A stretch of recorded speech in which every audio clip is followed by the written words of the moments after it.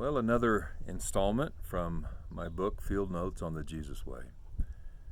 This is called Mosquito Man Pass. On a relief map, mountains remind my fingers where Crazy Horse tried. A Sioux Haku by William Stafford. One of us said, "What is that moving this way?" Someone reached for their spyglass and described what he saw. At 13,000 feet and walking towards us a half a mile away was a man with no backpack, rain gear, or anything you might normally consider important while climbing the alpine ridges of the Sangre de Cristo Mountains in Colorado. But here he came, as quick as you please. He wore a floppy straw hat with a red bandana wrapped around the sweatband.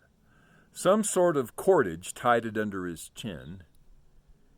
He was garbed in plain white fruit-of-the-loom undershirt and sky blue unhemmed polyester dress slacks cut off mid-thigh with stray strands blowing like spider webs in the breeze. He sported a low-grade suede hiking shoes and white cotton athletic socks. Dangling from his leather belt was an almost empty half-gallon milk jug of drinking water. As this was described to us, our mood moved from disbelief to confusion to incredulity. We had 70-pound packs, $300 backpacking boots, not a stitch of clothing on our bodies to guard against hypothermia. We had rain gear, a rope, enough food for 6 days, water purification tablets, sleeping bags, emergency gear, and a first aid kit. We were totally prepared for these rugged mountains. Not this guy. When he approached our resting and condescending group, he smiled and said, "Howdy." His glasses were thick. They fogged up as he looked at us. He barely breathed hard at this altitude. He scratched his right forearm, and then his neck, and then his thigh. Someone asked where he was camped, and he shrugged and tossed his head over his left shoulder down the ridges and indicated south and said, "Back that away." "Where are you headed?" we asked next. With the same vagueness, he jutted out his chin north and said, "Up that way." We set at 13,200 feet, where there was no trail. Any viable campsite was hours away in any direction.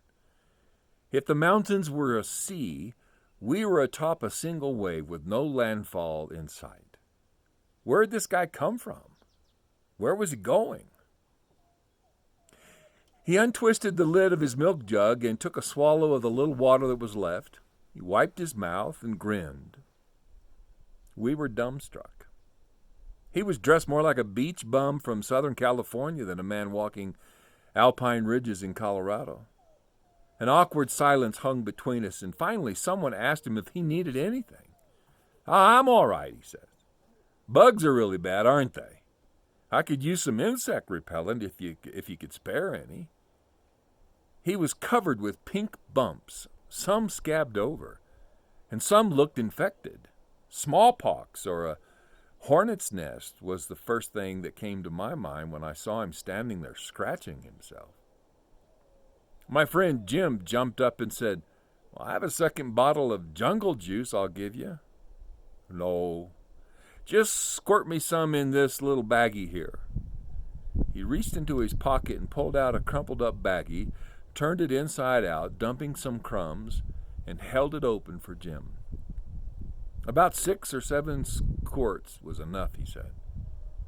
He twisted a knot in the top of it and put it in his pack, rubbed the spillage on his arms, legs, and neck.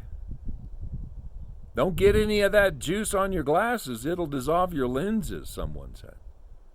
Nervous laughter rippled through our group in agreement.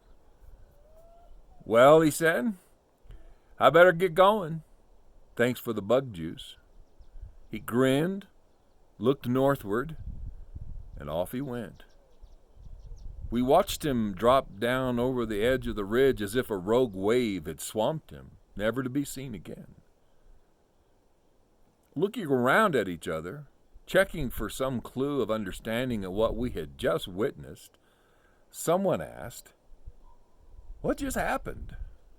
Was that even real?" Well, if you look at a Crestone quadrangle topographical map, there's an unnamed ridge between Cleveland Peak and Tierras Peak. That's where we saw him. Do not forget to show hospitality to strangers, for by doing so, some people have shown hospitality to angels without knowing it. Hebrews 13:2.